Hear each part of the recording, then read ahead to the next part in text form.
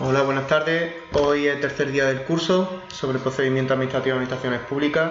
Hoy veremos el tema 3, que coincide con el título 3 de la ley, que trata sobre los actos administrativos. Veremos una breve referencia a las diferentes clasificaciones que hay de actos administrativos, que los tipos de actos administrativos no te vienen establecidos en la ley, pero bueno, yo lo he incluido en el temario. Veremos también los requisitos y eficacia de los actos, la nulidad y anulabilidad, de acuerdo con el artículo 47 y 48 de la ley, y en especial referencia a las notificaciones, y veremos las novedades que trae el tema de las notificaciones en relación con la antigua ley de procedimiento administrativo. Os voy a poner el esquema para que cuando podáis seguir el vídeo lo tengáis ahí en adelante, aunque como siempre digo lo tenéis todo disponible en la plataforma. Vamos a empezar con el capítulo primero sobre los requisitos de los actos administrativos, en su artículo 34, que trata sobre la producción y contenido. Te dice: los actos administrativos que dicten en las administraciones públicas, bien de oficio o instancias interesados, se producirán por el órgano competente ajustándose a los requisitos y al procedimiento establecido. El contenido de los actos se ajustará a lo dispuesto por el ordenamiento jurídico y será determinado y de acuerdo a los fines de aquello. El tema de la motivación, un segundo, porque voy a confirmar de que está emitiendo.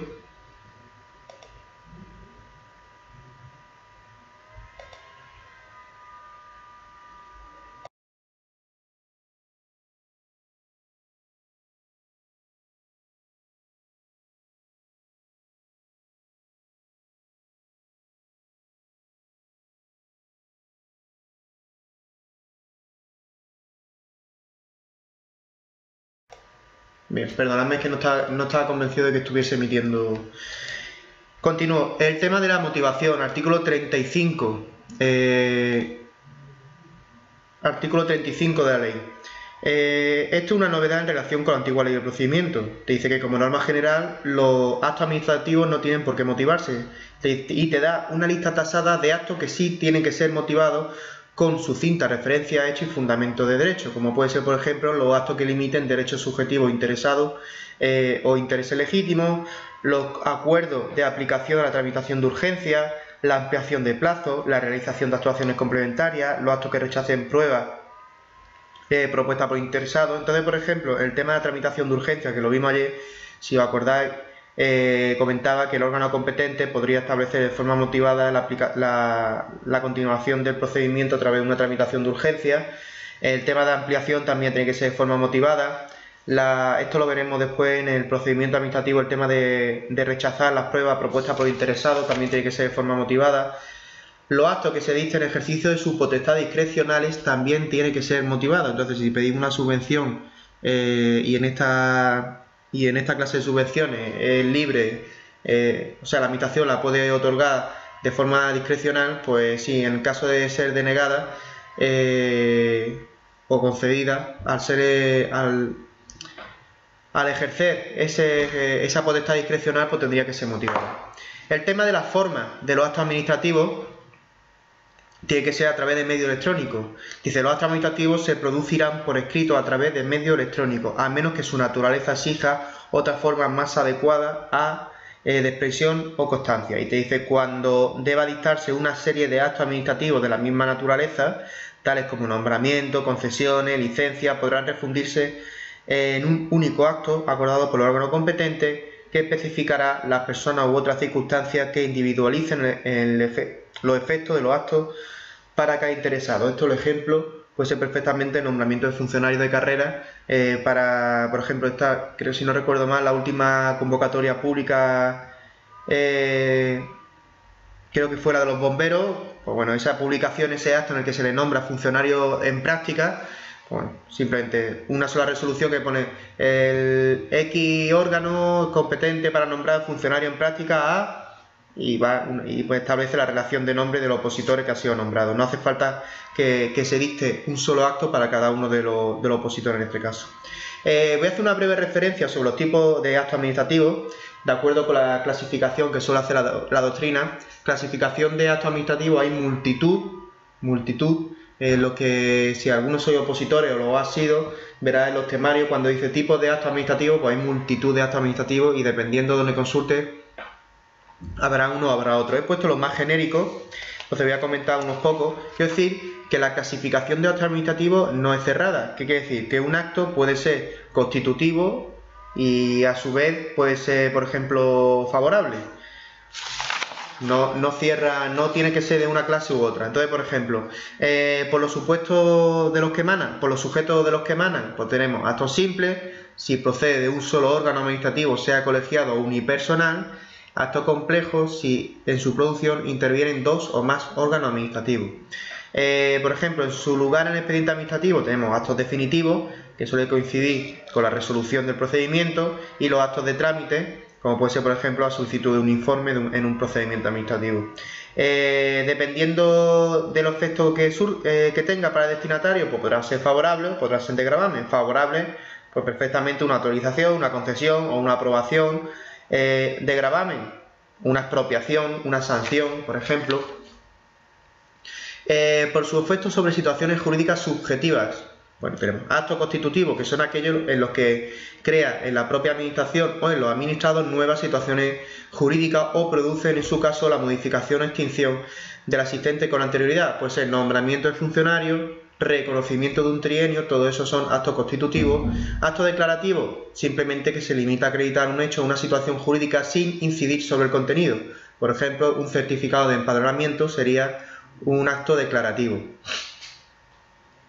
Un certificado, me refiero a un certificado de empadronamiento, me refiero al certificado que acredita dónde está el empadronamiento. El acto de empadronamiento en sí sería constitutivo.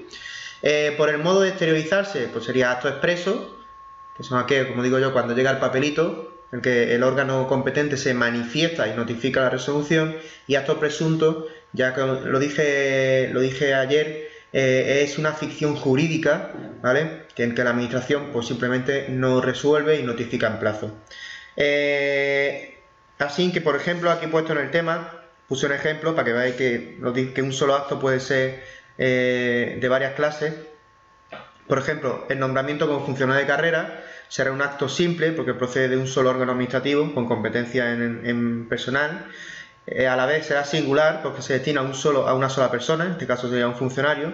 Sería definitivo, sería favorable, sería constitutivo, pues a partir de ahí el nombramiento produce una nueva situación jurídica, sería expreso y también que pondría fin a la vía administrativa. ¿De acuerdo?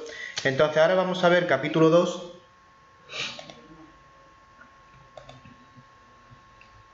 El capítulo 2 que trata sobre la eficacia de los actos administrativos. Aquí vemos su artículo 37 que se repite en relación con la antigua ley de procedimiento administrativo, la interrogabilidad singular. ¿Qué quiere decir? Que la resolución administrativa de carácter particular no podrán vulnerar lo establecido en una disposición de carácter general, aunque aquella proceda de un órgano de igual o superior jerarquía al que dictó la disposición general. Esto no hay ninguna novedad en relación con la antigua ley.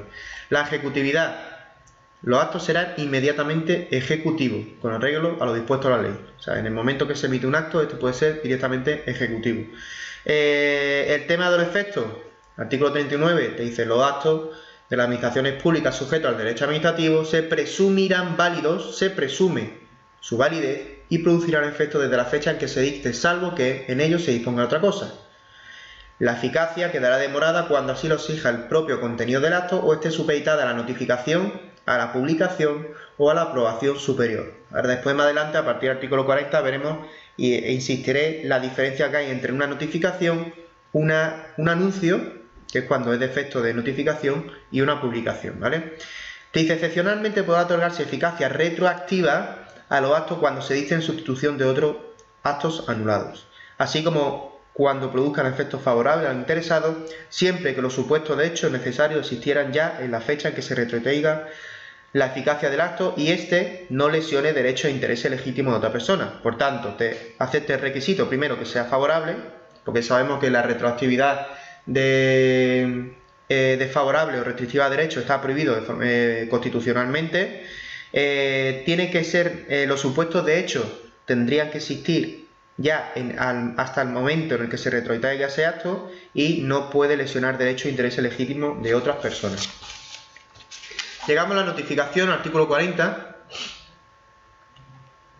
y te dice: toda notificación deberá ser cursada dentro del plazo de 10 días a partir de la fecha en que el acto haya sido dictado y deberá contener el texto íntegro de la resolución, con indicación de si pone o no pone fin a la vía administrativa, los recursos que procedan tanto en vía administrativa, que lo veremos en el tema 5, que sería o en alzada o en potestativo de reposición, o judicialmente en tal caso, si procediese el correspondiente recurso, que no es un recurso, pero bueno, la vía contenciosa administrativa, órgano al que se tuviera que presentar y el plazo para interponerlo, sin perjuicio de que el interesado pueda ejercitar en su caso cualquier otro que estime pertinente. Entonces, cuando te dice toda notificación deberá ser cursada en el plazo de 10 días, no quiere decir que se ejecute esa notificación, o sea, que se cumpla, que se notifique ese acto en el plazo de 10 días. Simplemente que la Administración tenga obligación de dictar, que emitir esa notificación en el plazo de 10 días a partir de que se haya dictado.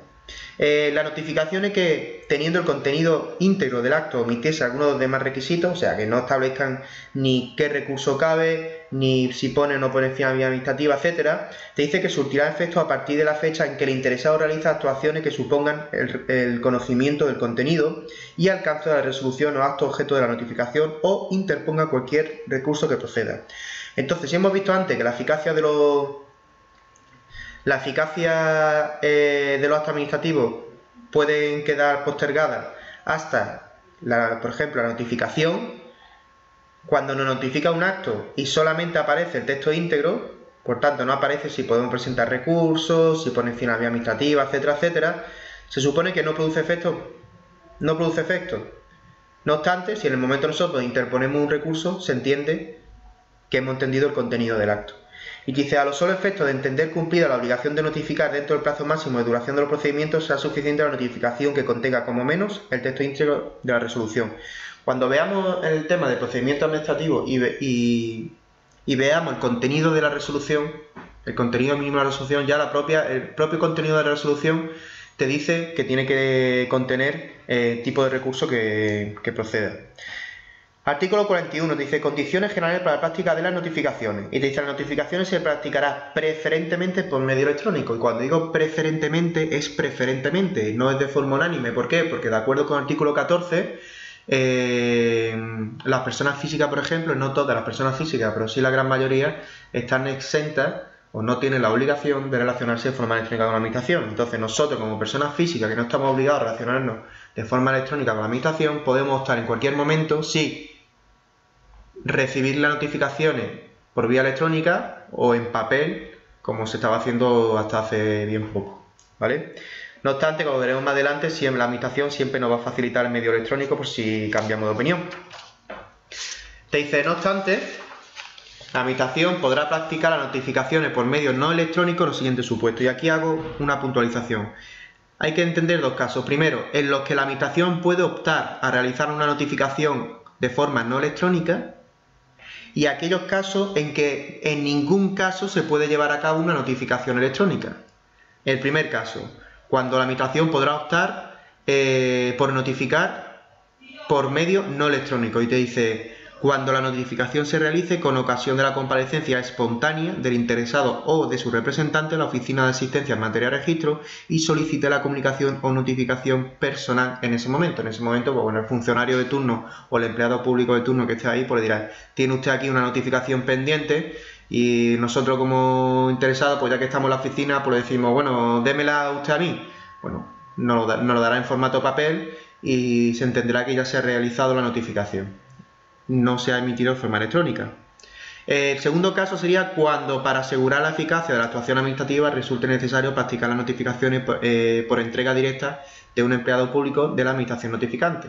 Entonces, por ejemplo, si la administración en el tema de una recuperación o un desahucio administrativo se tiene que tiene que notificar, en el caso, siguiendo la ley de patrimonio de las administraciones públicas, te dice que en el caso de un desahucio te tienen que dar un aviso para que abandonen el plazo de 8 días, si no empieza la multa coercitiva, pues bueno, yo entiendo, por ejemplo, por un ejemplo, yo entiendo que esa notificación pues es conveniente que vaya un empleado público en persona y la entregue para garantizar que se recibe.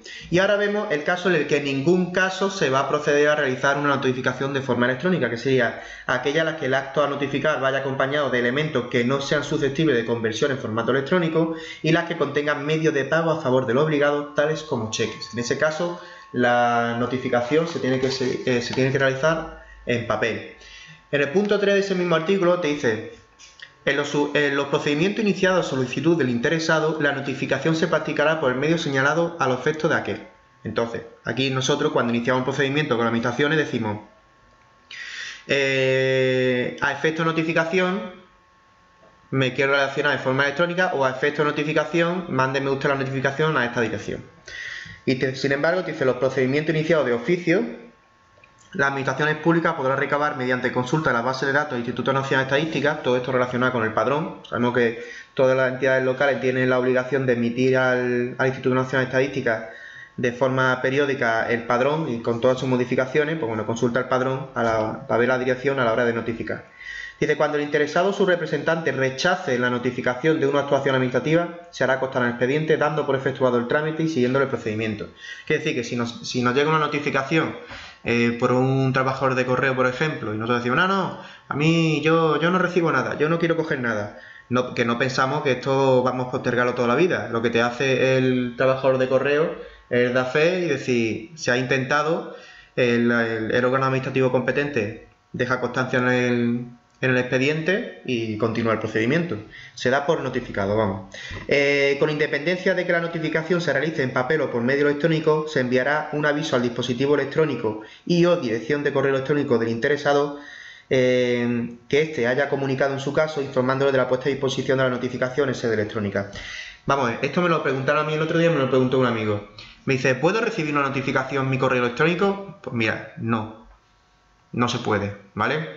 No se puede recibir una notificación de forma oficial. Por ejemplo, en mi correo electrónico, como aparece en la plataforma, es frubiolex@hotmail.com. Hacienda no me va a entregar una notificación a mi correo electrónico. No, lo que hace es avisarte de que tiene a tu disposición una notificación en sede electrónica. ¿Por qué? Porque para que la notificación sea válida, tiene que seguir un sistema en el que pueda cerciorarse de que has accedido al contenido y que te ha llegado y que has accedido al contenido. Entonces eso los correos ordinarios no lo tienen, tiene que ser a través de un medio que garantice más la notificación.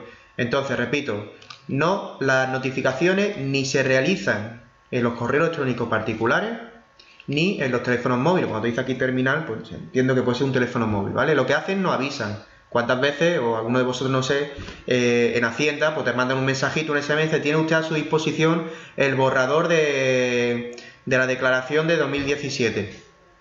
Bueno, llámalo notificación, un ejemplo, ¿vale? Entonces, te metes en sede electrónica de la agencia tributaria y ahí aparece el borrador.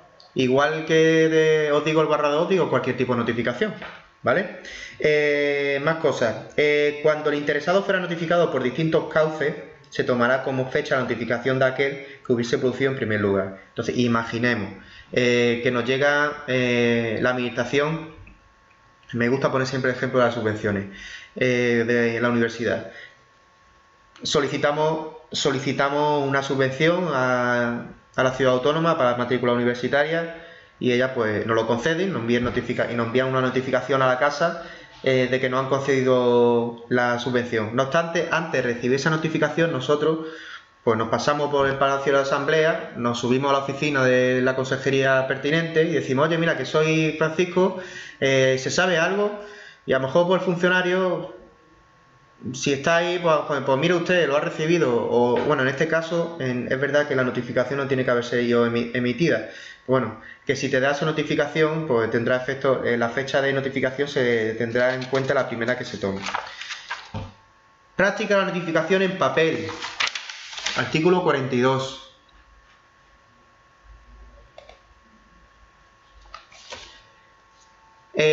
Todas las notificaciones que se practiquen en papel deberán ser puestas a disposición del interesado en la sede electrónica, ¿vale?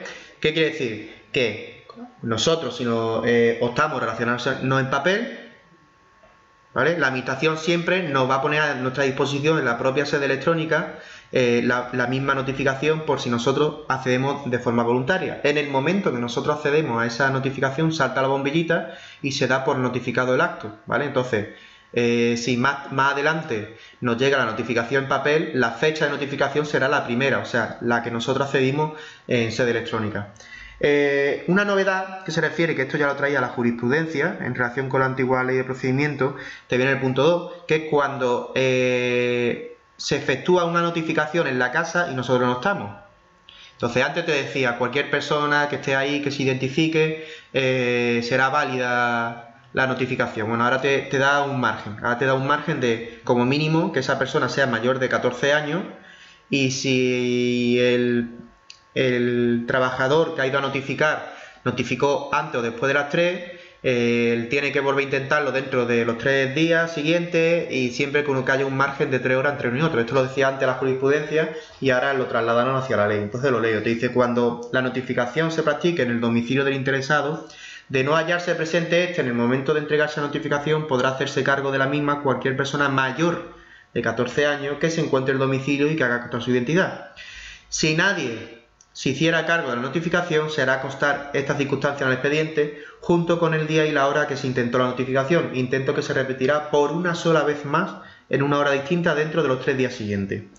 En el caso de que el primer intento de la notificación se haya realizado antes de las 15 horas, antes de las 3 de la tarde, el segundo intento se tiene que realizar después de las 15 horas y viceversa, dependiendo, dejando siempre que haya un margen de diferencia de 3 horas, ¿vale? Entonces, si antes de ayer vino el de correo a las 2 de la tarde, pues tendrá que, dentro de 3 días siguientes, tiene que volver a intentar la notificación, pero tendría que venir por la tarde y como mínimo a las 5, ¿vale? Que tiene que haber un margen de 3 horas. Práctica de notificación a través de medios electrónicos, ¿vale? Te dice, la notificación por medio electrónico se practicará mediante comparecencia en la sede electrónica, ¿vale? Por eso he dicho que no valen las notificaciones que nos envían a los correos electrónicos.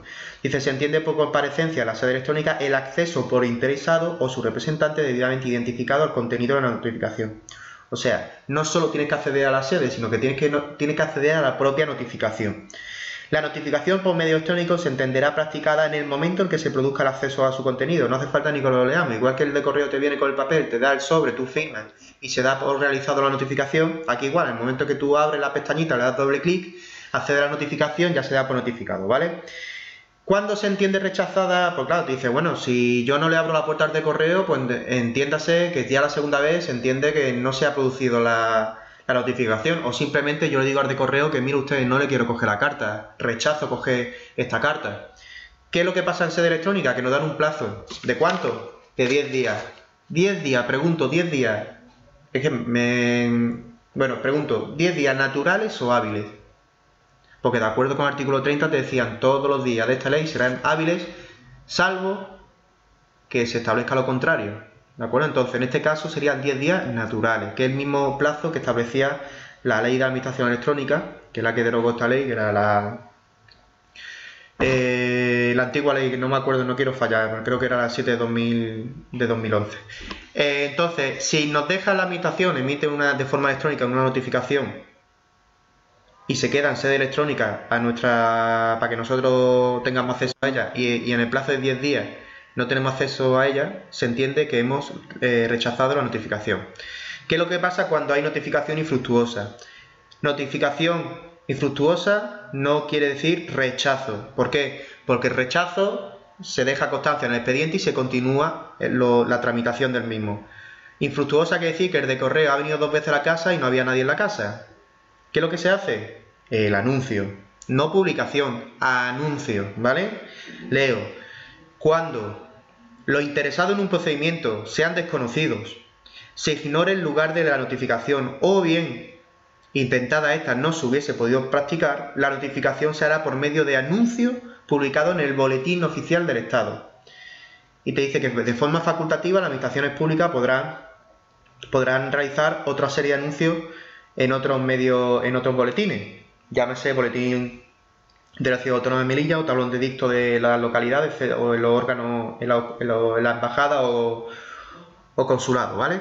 Pero esto ya es facultativo. Lo que está claro, y esto es una modificación que hubo en los últimos años de vigencia de la Ley 30/92, que se trasladó a esta ley, es que el anuncio se tiene que realizar en el Boletín Oficial del Estado, ¿vale? Y sería cuando los interesados en el procedimiento sean desconocidos, se ignore el lugar de la notificación o bien intentada esta no se hubiese podido practicar. Por ejemplo, cuando hubo el terremoto, digo un ejemplo, ¿vale? El ejemplo me lo invento. Cuando hubo el terremoto de Melilla, sí creo que hubo ayuda para reparar fachadas y daños que se habían ocasionado. En ese caso, entiendo que la ciudad autónoma desconocía a los destinatarios de esa posible ayuda. Entonces lo que se hace a través de un anuncio, ¿vale? Y ese anuncio pues, tendría que ser en el Boletín Oficial del Estado. La publicación, ¿vale? Hemos visto la notificación, hemos visto el anuncio y ahora vamos a ver la publicación. Son tres cosas diferentes, ¿vale? La publicación te dice: los actos administrativos serán objeto de publicación surtiendo los mismos efectos que la notificación cuando el acto tenga por destinatario una pluralidad indeterminada de personas o cuando la administración estime que la notificación efectuada a un solo interesado es insuficiente para garantizar la notificación a todos, siendo en este último caso adicional a la individualmente realizada. Bueno, pues el mismo ejemplo que he puesto con la ayuda por los daños del terremoto, pues se puede hacer también a través de publicación, ¿vale? El segundo caso sería cuando se trate de actos integrantes en un procedimiento selectivo de concurrencia competitiva de cualquier tipo, y te dice: en este caso, la convocatoria del procedimiento deberá indicar el medio donde se efectuarán las sucesivas publicaciones, careciendo de validez las que se llevan a cabo en lugares distintos. Pues cualquiera que haya opositado a la Ciudad Autónoma de Melilla tiene el ejemplo perfecto. Te dice: en cualquier procedimiento selectivo o de concurrencia competitiva, en la propia convocatoria, pues te aparece los siguientes anuncios o siguientes publicaciones, etcétera, etcétera. Será el tablón de dicto del ayuntamiento, ¿no? Esto que está entrando al Palacio de Asamblea a mano derecha, en el pasillo aparecen ahí. Bueno, pues todas las publicaciones se tienen que hacer justo donde aparece la convocatoria, ¿vale? Si a lo mejor publican en cualquier otro lado, pues sería nulo. La publicación de un acto deberá contener los mismos elementos que la notificación. O sea, que como mínimo tendría que tener el texto íntegro de la resolución, si pone o no pone final vía administrativa, qué recurso judicial o administrativo puede interponerse, órgano para interponerse y plazo para hacerlo, ¿vale? La publicación de los actos se realizará en el diario oficial que corresponda según cuál sea la administración que proceda al acto al notificar. Entonces, si por ejemplo, como seguimos con el ejemplo, creo que es más adecuado sería el de la ayuda, la publicación para que todos los perjudicados por el terremoto pudiesen pedir ayuda, bueno, sería a través del boletín oficial de la Ciudad Autónoma de Melilla. Insisto, diferencia el anuncio, no publicación, anuncio. Los anuncios se hacen en el boletín oficial del Estado. Publicación se hace en el correspondiente boletín de la administración de la que se trate. ¿Qué es la Comunidad Autónoma de Andalucía? Pues su correspondiente boletín oficial. ¿Qué es la Ciudad Autónoma de Melilla? Pues el boletín oficial de la Ciudad Autónoma de Melilla. Artículo 46 te dice: indicación de notificación y publicación. Te dice: si el órgano competente apreciase que la notificación por medio de anuncio o la publicación de un acto lesiona derechos e intereses legítimos, se limitará a publicar en el diario oficial que corresponda una somera indicación del contenido del acto y del lugar donde los interesados podrán comparecer. Esto, por ejemplo, pues bueno, yo que soy, ya dije en su día, al principio de clase, que soy funcionario de prisiones, pues bueno, en una promoción interna o cuando ya hay cualquier tipo de resolución, no aparecen nuestros nombres y documentos por seguridad. Entonces lo que te hace es, simplemente se publica en el boletín correspondiente una somera indicación y tendremos que ir a la delegación de gobierno o a los propios centros penitenciarios para consultar el acto completo. Y ahora llegamos al capítulo 3, que trata de la nulidad y la anulabilidad. Aquí vamos a ver lo que es la nulidad de pleno derecho, lo que es los casos de anulabilidad, lo que se llamaba antes la transmisibilidad, la conversión, la convalidación de los actos también, todo eso, y la conservación. Todo eso lo vamos a ver ahora. Bien, nulidad de pleno derecho. ¿Qué importancia tiene esto? Bueno, pues tiene la importancia siguiente. Dependiendo, cuando veamos los recursos administrativos, en su artículo 112 te dice que podremos presentar, interponer los recursos de alzada o potestativo o reposición, alegando algunos de los motivos del artículo 47 y 48, que sería nulidad del pleno derecho o anulabilidad. También están directamente relacionados con la revisión de oficio de los actos y disposiciones nulas del pleno derecho y la declaración de lesividad de los actos anulables.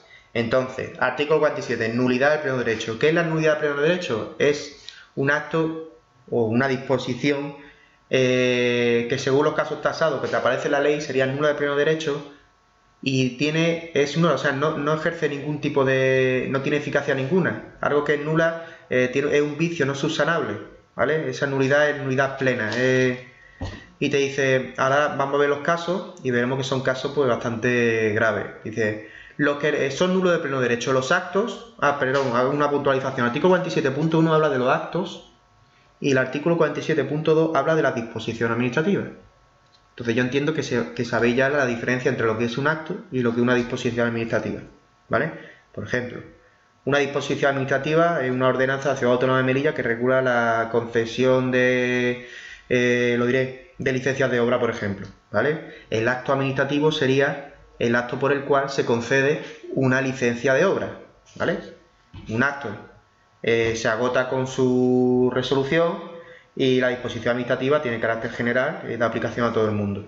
Entonces, 47.1, un acto nulo del pleno derecho sería cuando los que lesionen los derechos y libertades susceptibles de amparo constitucional. Quiere decir, ¿todos los derechos y libertades públicas? No, solamente los susceptibles de amparo constitucional de acuerdo con el artículo 53, si no recuerdo mal, de la Constitución. Estos son del artículo 14 al artículo 29, incluido el artículo 30.2, que se trataría de la objeción de conciencia. Serían nulos de pleno derecho los actos que los dictados por los órganos manifiestamente incompetentes por razón de materia o de territorio. Esa incompetencia tiene que ser manifiesta, o sea, una incompetencia palpable, ¿vale? Y te dice en materia, o sea, en competencia, en materia, o en territorio. Por ejemplo, si yo voy a solicitar una licencia para reparación de una fachada en Melilla y resulta que la solicito no sé por qué, pero la mando para Málaga y Málaga me concede la licencia, pero la licencia la tengo que hacer es para un inmueble que está aquí en Melilla, evidentemente esa licencia es nula de pleno derecho. ¿Por qué? Porque el Ayuntamiento de Málaga, que será el que tenga la licencia del tema competencia urbanística, no tiene competencia por territorio aquí en Melilla. Sin embargo, cuando es manifiestamente incompetente en tema de jerarquía, aquí no hay nulidad de pleno derecho. ¿Por qué? Porque la jerarquía, una incompetencia jerárquica, podría convalidarse con la correspondiente autorización del órgano competente, ¿vale? Más, los que tengan contenido imposible. Hemos dicho que el contenido del acto tiene que ser determinado, ¿vale? Y adecuado a su fin. Y posible, claro. Los que sean constitutivos de infracción penal o se dicten como consecuencia de esta. Entonces, un acto que se emite, por ejemplo, un nombramiento ilegal, ¿no? El delito tal cual del nombramiento ilegal, un delito de prevaricación, ¿vale? Pues, bueno, con todas esas decisiones administrativas se supone que son nulos de pleno derecho.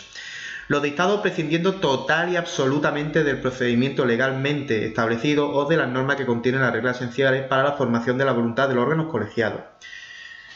Esto no quiere decir que, mire usted, que he publicado, por ejemplo, un procedimiento para conceder una subvención, que esto tiene que seguir cumplir la ley de subvenciones, está la 38/2003, y Melilla sé que tiene, en la Ciudad Autónoma de Melilla sé que existe un reglamento de subvenciones, pues hay un procedimiento y se tiene que publicar. Entonces, imagino que cuando te dice prescindiendo total y absolutamente el procedimiento legalmente establecido, que dice, por ejemplo, que llega a X personas y yo cojo y le doy la subvención sin publicar y sin llevar ningún tipo de procedimiento, ¿vale? Eso sería nulo del pleno derecho. Y te dice, o de las normas que contienen las reglas esenciales para la formación de la voluntad de los órganos colegiados. Por ejemplo, por un órgano colegiado que se reúne, no hay el quórum mínimo exigible que se establece en su propio estatuto y se toma una decisión. Esa decisión, al no existir el quórum mínimo, pues sería nulo de pleno derecho también. Más cosas, te dice los actos expresos o presuntos contra el ordenamiento jurídico por el que se adquiere facultades o derechos cuando se carezca de los requisitos esenciales para su adquisición, ¿vale? Por ejemplo, pues el nombramiento como funcionario de carrera de un extranjero no comunitario. Los extranjeros no comunitarios no pueden ser funcionarios, solamente pueden ser personal laboral. Entonces se entiende que carecen de los requisitos esenciales para tener la condición de funcionario. Ese nombramiento, como ejemplo, pues nos serviría para entender que sería nulo de pleno derecho. Y te dice, el artículo te dice cualquier otro que establezca expresamente una disposición con rango de ley. Ya nos marca que tiene que ser a través de una ley de las Cortes Generales, una ley de la Asamblea Legislativa correspondiente a la comunidad autónoma o simplemente una disposición normativa del Gobierno. No sirve nada con rango reglamentario. Y ahora vemos el artículo 47.2 que dice: también serán nulas de pleno derecho las disposiciones administrativas que vulneren la Constitución, las leyes u otra disposición administrativa de rango superior, las que regulen materia reservada de ley y las que establezcan la retroactividad de las disposiciones sancionadoras no favorables o restrictivas de derechos individuales. Entonces, por ejemplo, que hemos dicho antes el ejemplo, que el reglamento de subvenciones de la Ciudad Autónoma de Melilla, imaginemos que contradice de forma drástica a la Ley de Subvención General de Subvenciones, bueno, pues entiendo que ese reglamento pues sería nulo del pleno derecho. Ahora llegamos al artículo 48, que es la anulabilidad, ¿vale? Estos vicios ya se pueden subsanar, son vicios que no son susceptibles de nulidad de pleno derecho. Y simplemente lo dice por descarte, te dice: son anulables los actos de las administraciones que incurran en cualquier infracción del ordenamiento jurídico, incluso la desviación de poder. Dice: no obstante, el defecto de forma solo determinará la anulabilidad cuando el acto carezca de los requisitos formales indispensables para alcanzar su fin o dé lugar a indefensión de lo interesado. La realización de actuaciones administrativas fuera del tiempo establecido para ello solo implicará la anulabilidad del acto cuando así lo imponga la naturaleza del término o plazo, ¿vale? Entonces, si la administración tenía que haber cursado cualquier acto administrativo y ya está fuera de plazo porque el propio acto dice que, por ejemplo, se tiene que dictar en X tiempo, mejor dicho, en X plazo o antes de un término de día, un término, bueno, ahora explico un poco la diferencia entre plazo y término. Pues si el propio contenido lo establece así, sería anulable. ¿Qué es el plazo? El plazo es un espacio de tiempo, ¿vale? Por ejemplo, el plazo: presentación de solicitudes, para presentar solicitudes para oposición por acceso libre a policía local. Concesión: 20 días hábiles, ¿vale? Por ejemplo, pues bueno, pues sería un plazo, 20 días hábiles. ¿Qué es el término? Pues el término que te hace una referencia a un momento determinado en el tiempo. Por ejemplo, las autoliquidaciones trimestrales que tienen que hacer los autónomos, ¿vale? Te dice que tiene que hacer la liquidación trimestral antes del día 15 del mes siguiente al trimestre. Entonces, antes del día 15 se entiende que ese es término, no es un plazo, ¿vale? Bueno, artículo 49. El artículo 49, aquí vemos los 4 artículos que todo el mundo dice: esto es un follón, esto siempre es un lío. Bueno, no es tan difícil, ya cuando se llega a entender no es tan difícil. Artículo 49, que te dice el límite de la extensión de la nulidad o anulabilidad de los actos. Esto es exactamente igual que lo que se llamaba antes la transmisibilidad de los actos administrativos de acuerdo con la ley 30/92. Te dice en el punto 1, te dice: la nulidad o anulabilidad de un acto no implicará la de los sucesivos en el procedimiento que sea independiente del primero. Te habla de un acto, por ejemplo, un acto de trámite, ¿vale? Dentro de un procedimiento se constituye de multitud de actos. Por ejemplo, un informe, ¿vale? Llega un informe, eso no deja de ser un acto de trámite. Bueno, ese informe imaginemos que lo emite un órgano que no tiene competencia, ¿vale? En tal caso, pues sería anulable. Habría que ver qué tipo de vicio contiene, pero bueno, imaginemos que está pendiente en un procedimiento de responsabilidad patrimonial, está pendiente de recibir un dictamen de un órgano consultivo y por X motivo ese dictamen no cumple con el quórum mínimo de miembros y se ha emitido, etcétera. Total, que es nulo de pleno derecho, ¿vale? Bueno, ese dictamen nulo de pleno derecho no impide que todos los actos independientes de él lo sean. O sea, me dice, no quiere decir que lo sean, siempre y cuando sea independiente. Y ahora, te habla, y en el punto 2 te dice exactamente lo mismo, pero lo que es dentro de un acto, de un propio acto. Dice: la nulidad o anulabilidad en parte del acto administrativo no implicará la de las partes del mismo, independiente de aquel, salvo que la parte viciada sea de tal importancia que sin ella el acto administrativo no hubiera sido dictado. Esto quiere decir que dentro del contenido de un acto administrativo hay una parte que es nula o anulable, pero si es independiente o al menos puede seguir siendo eficiente, no es eficaz el acto, no habría problema. El problema es cuando el vicio sea tan grande que impida esa eficacia, ¿vale? Entonces, repito, artículo 49, límite de la extensión de la nulidad o anulabilidad de los actos. En el punto 1 se refiere a la nulidad o anulabilidad de un acto dentro de un procedimiento, y el punto 2 se refiere a la nulidad o anulabilidad de la parte de un acto, de un solo acto, ¿vale? La conversión de actos viciados. Artículo 50. Te dice, los actos nulos o anulables que sin embargo contengan los elementos constitutivos de otros distintos producirán los efectos de estos. Aquí puse yo un ejemplo, que no sé yo si es adecuado a la realidad o no, pero bueno, yo lo puse a ver si así ayudaba. Imaginemos, ya lo dije en la primera edición del curso, que soy ajeno totalmente a los diferentes tipos de clases de licencia de locales que existan aquí en Melilla, porque soy funcionario de Administración General de Estado, desconozco la normativa autonómica. Imaginemos que tenemos 3 clases de locales y cada clase de tipo de licencia de local requiere unos requisitos, pues como mínimo una insonorización, ¿no? Por ejemplo, una pizzería, pues hace falta 60 decibelios de insonorización como mínimo, ¿no? Por ejemplo, bueno, nosotros solicitamos una licencia de apertura de un local y resulta que nos dan la licencia de un tipo de local, pero que nosotros no cumplimos con los requisitos, ¿vale? Pero sin embargo sí cumplimos los requisitos para otra clase de local. Entonces ese acto podría producirse la conversión y decir, bueno, pues si usted no tiene los requisitos de un local tipo A, pues con este mismo acto le reconozco la licencia para la apertura de un local tipo B, ¿vale? Quiere decir, es como ahorro, ¿no? Para no tener que estar dictando cada 2 por 3 actos. Conservación del acto y trámite. La conservación, te dice, el órgano competente, ¿no? Sería el órgano que declare la nulidad o anule las actuaciones, dispondrá siempre la conservación de aquellos actos y trámites cuyo contenido se hubiese mantenido igual de no haberse cometido la infracción. Para conservación, ¿eh? Y la convalidación es la parte más importante. Te dice, la Administración podrá convalidar los actos anulables subsanando los vicios de los que adolezcan. Me dice, Curro, ¿por qué no se puede convalidar los actos nulos de pleno derecho? Porque, como he dicho al principio, los actos nulos de pleno derecho son insubsanables, no se pueden subsanar, son unos vicios muy graves. Entonces, solamente se pueden convalidar los actos anulables. Te dice, los actos de convalidación producirán los efectos desde su fecha, o sea, se puede esa retroactividad que hemos visto antes, cuando dice cuando se dicte en sustitución de otro acto convalidado, ¿vale? Ya recordemos los requisitos, que cumpliera los requisitos en el momento hasta lo que se retraiga, que sean favorables, que no sean perjudiciales y que no afecten a los derechos o intereses de terceros, ¿vale?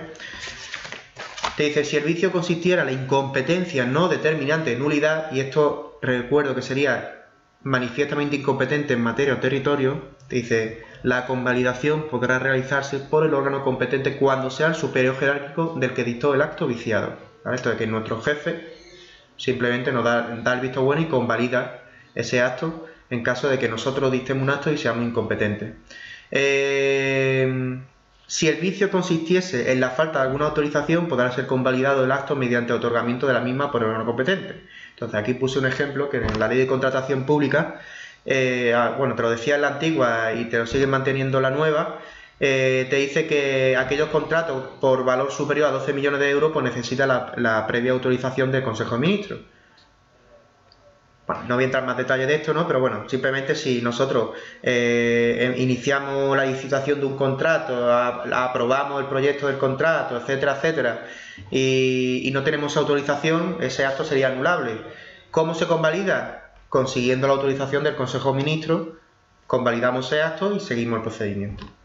Y esto es todo lo que es el tema 3. Hoy creo que no me he enrollado tanto, hasta 3 cuartitos de hora. Resumo el tema. Aquí está. Bien. Resumo el tema. Vamos a ver. Del título 3, saber que tiene que emitirse de forma electrónica. Lo de las clases de actos administrativos no está en la ley. Simplemente lo puse ahí un poquito para completar. Como siempre está en todas las posiciones, siempre el mismo tipo y clases de actos administrativos. Lo incluí también el tema. Los efectos. ¿Cuándo pueden quedar suspendidos los efectos? ¿Cuándo puede demorarse la eficacia de los actos? Importante aquí sobre todo el tema notificación. 1. Notificación en papel. Los intentos de notificación, recordemos la hora, los días, lo mayor de 14 años. Notificaciones por vía electrónica. Recordemos que, insisto, no se puede notificar un acto administrativo en nuestro correo personal o en nuestro número móvil. Lo que nos dicen, nos avisan de que tenemos a nuestra disposición en sede electrónica el contenido de una notificación. Recordemos que esa notificación, aunque nosotros decidamos que nos va a enviar en papel, la administración siempre va a enviar una notificación a la sede electrónica, por si nosotros voluntariamente accedemos. En el momento que accedamos a esa notificación, se da por hecho que se realiza esta, y ya la que posteriormente recibamos en papel no tiene ningún tipo de efecto. Cosas importantes, pues en el artículo 47 y 48, la nulidad de pleno derecho y la anulabilidad, sobre todo de cara a que, cuando lo veamos en el tema 5, la revisión de oficio de los actos nulos de pleno derecho y la revisión de oficio de, bueno, no revisión de oficio, es la declaración de lesividad de los actos anulables, lo veremos en el tema 5, y sobre todo el tema a la hora de impugnar un recurso administrativo, que será siempre en base al artículo 47 y al artículo 48. Y esto es todo lo que ha sido el tema 3. El tema 4 lo vamos a dar el martes que viene a las 5:30, a la misma hora. Estaré un poquito más porque veremos que el procedimiento administrativo es muy largo. Voy a explicar únicamente lo que es el procedimiento administrativo, no me voy a meter en las peculiaridades del procedimiento de responsabilidad patrimonial o el procedimiento sancionador, porque puedo estar tranquilamente 3 horas. Pero bueno, cualquier duda que tengáis, como siempre digo y no me cansa de decirlo, está la plataforma a vuestra disposición. Tenéis mi correo electrónico frubiolex@hotmail.com, lo tenéis en la plataforma, y también tenéis a vuestra disposición el foro. Y con esto os dejo, que paséis un buen fin de semana, y los que estéis siguiéndonos que me estéis siguiendo en directo, que muchas gracias, y a los que no,